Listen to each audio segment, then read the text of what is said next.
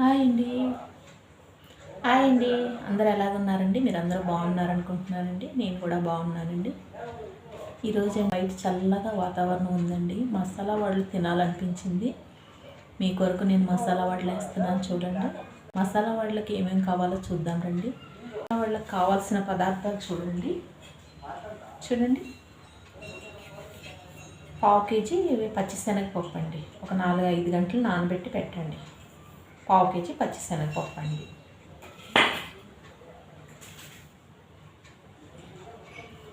చూడండి, మసాలా వాళ్ళకి కావాల్సిన పదార్థాలండి. పావు కేజీ పచ్చిశనగపప్పుకి ఒక పెద్ద ఉల్లిపాయ అండి, ఒక 4-5 రబ్బలు కొత్తిమీర అండి, నాటి కొత్తిమీర, 2 ఇంచుల అల్లం అండి, ఒక 2 పచ్చిమిరపకాయలండి, ఒక 5-6 ఎల్లుల్లిపాయలండి, ఒక 2-3 ఎండుమిరపకాయలండి, 2 రెబ్బలు కరివేపాకండి, ఒక గుప్పుడు పుదీనా అండి. ఇవి ఏం చేయాలంటే సన్నగా తరుక్కోవాలండి, చిన్న చిన్న ముక్కలుగా తరుక్కోవాలండి. ఇది అల్లం, పచ్చిమిర్చి, ఎండుమిర్చి 4 మిక్సీలో కచ్చామచ్చా గ్రైండ్ చేయాలండి. చూడండి, 1 స్పూను పచ్చి ధనియాలండి, 1 స్పూన్ పచ్చి ధనియాలు, 1/2 స్పూన్ జీలకర్ర అండి. 1 స్పూన్ పచ్చి ధనియాలు, 1/2 స్పూన్ జీలకర్ర.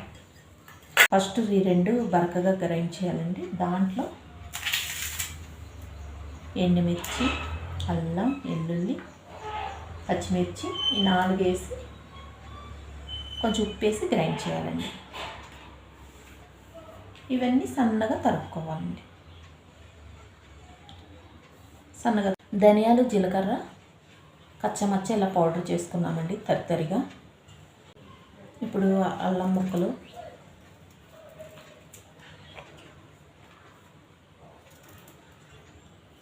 అల్లం చిన్న ముక్కలు కోసేయండి.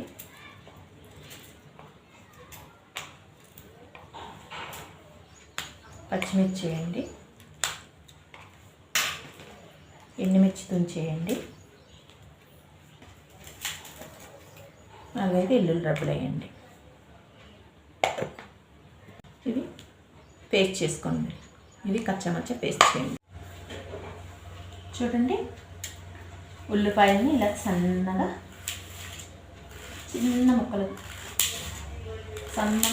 ముక్కలుగా కోసుకోండి. చిన్నగా కోసుకుంటారా అంత బాగా వస్తుందండి.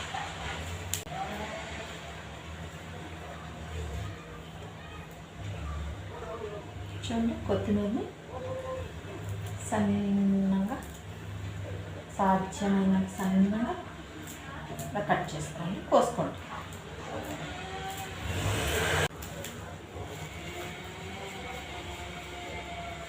పుదీనాను కూడా చిన్న ముక్కలుగా కోసుకోండి. నేను కట్ చేస్తున్నానండి ఇలాగా కత్తితో చిన్న ముక్కలు కోసుకోండి.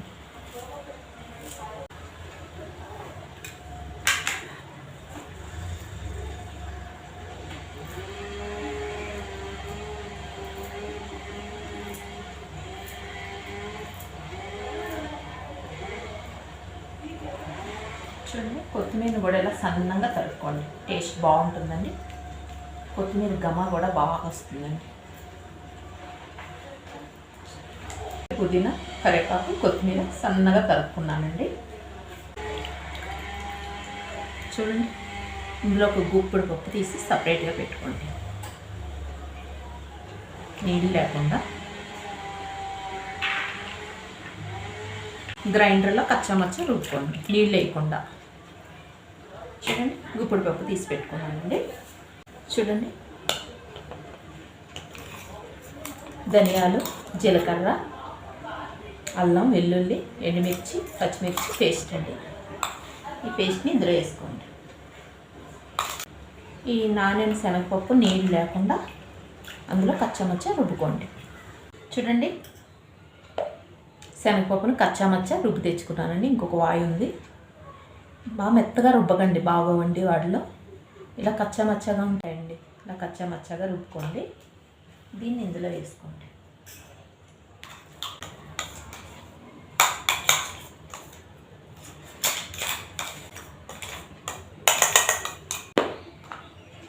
చూడండి ఇంకొక వాయి కూడా రుబ్బుకొచ్చేసానండి.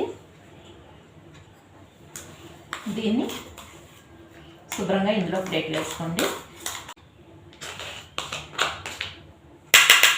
అప్పుడే కొంచెం జీలకర్ర పౌడర్ చేసుకున్నాం కదండి, కొంచెం ఇంకొక అర స్పూన్ జీలకర్ర, చూడండి ఇంకొక అర స్పూన్ జీలకర్ర వేసుకోండి. ఎందుకంటే శనగపప్పు కదండి, జీర్ణశక్తికి మంచిదండి.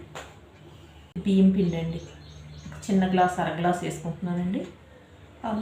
సో ఒక 2 స్పూన్లు, ఒక టేబుల్ చిన్న స్పూన్లు అయితే 2 స్పూన్లు అండి, పెద్ద స్పూన్ అయితే ఒక టేబుల్ స్పూన్ వేసుకోండి. ఇది శనగపిండి అండి, ఇది ఒక స్పూన్ వేసుకోండి. శనగపిండి ఒక స్పూన్ వేసుకోండి చాలు.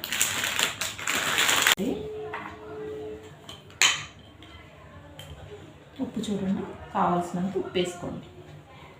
మీ రుచికి తగ్గట్టు ఉప్పు వేసుకొని, తక్కువ వేసుకోండి, తర్వాత కావాలంటే మళ్ళీ వేసుకోవచ్చు.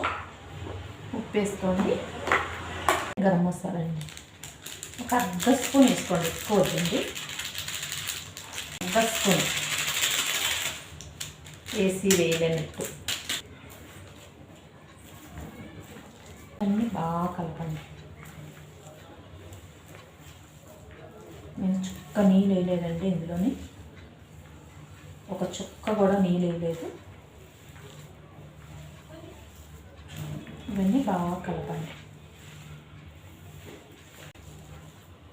ఉల్లిపాయ ముక్కలు, మసాలా పౌడరు, ఉప్పు, శనగపిండి, బియ్యం పిండి బాగా కలవాలండి. కలిపి ఉప్పు చూసుకోండి, కావాలంటే కొంచెం వేసుకోండి. గమగమగమ అంటుందంటే చాలా బాగుందండి స్మెల్. గమగమగమగమ అంటుందండి. స్టవ్ పైన మూకుడు పెట్టి వడలేస్తే ఇంక ఇరుగు పొరుగు వరకు తెలిసిపోతుంది మనం వడలేస్తున్నామని. అంత ఘమ వస్తుంది, అంత సువాసన వస్తుందండి.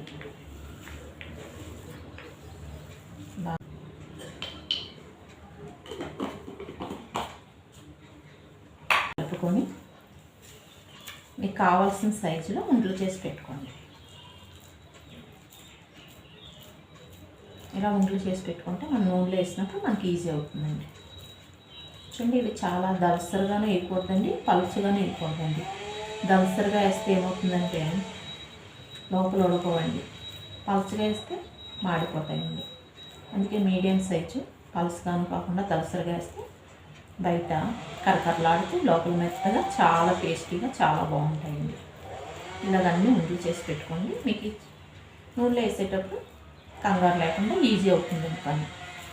ఇలా ఉండలు చేసి పెట్టుకోండి.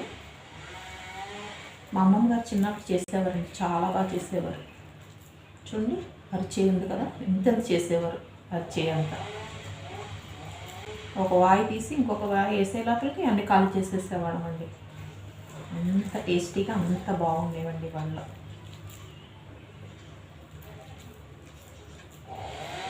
చూడండి ఇలాగ అన్నీ ఇలాగా ఉండలు చేసి పెట్టుకోండి. అన్నీ ఇలా ఉండలు చేసి పెట్టుకొని రండి డీప్ ఫ్రై చేద్దాం. చూడండి ఇలా నూనె మరిగిన తర్వాత కాకుండా పలుసుగా కాకుండా ఈ సైజులో చేసుకొని నూనెలో వదులుకోండి. అట్టాకుంటే అట్టాకు పైన చేసుకోండి, చాలా బాగా టేస్టీగా వస్తాయండి. అట్టాకు పైన చేస్తే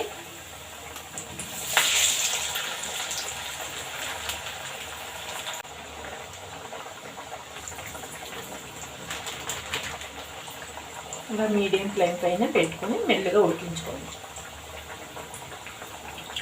లో ఫ్లేమ్లోనే చక్కగా ఫ్రై చేయండి. లో ఫ్లేమ్లో ఉడికిస్తే బాగా టేస్టీగా ఉంటాయండి వాటిలో. అన్నీ ఇలా చేసుకొని తీసి పెట్టుకోండి.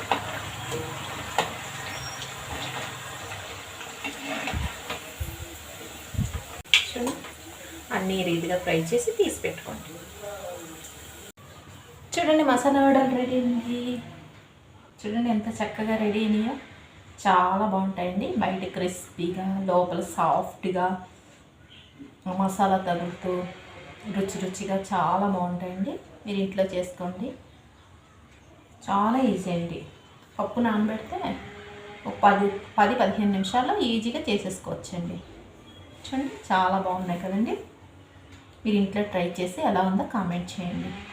నా ఛానల్ కొత్తగా చూస్తే ప్లీజ్ లైక్ చేయండి, షేర్ చేయండి, సబ్స్క్రైబ్ చేయండి. ఇంకా మంచి మంచి వీడియో కోసం మా ఛానల్ చూసి నన్ను ప్రోత్సహించండి. బాయ్ అండి, మళ్ళీ కలుసుకుందాం. బాయ్ అండి. కారం కారంగా చాలా బాగుంటాయండి. ఆ పుదీనా ఫ్లేవరు, కొత్తిమీర ఫ్లేవరు, కరివేపాకు ఫ్లేవరు, అల్లం వెల్లుల్లిపాయ, పచ్చిమిరపకాయ చాలా ఆ టేస్ట్ తెలుస్తూ ఉంటుందండి. చాలా బాగున్నాయి చూడండి, చాలా బాగున్నాయండి.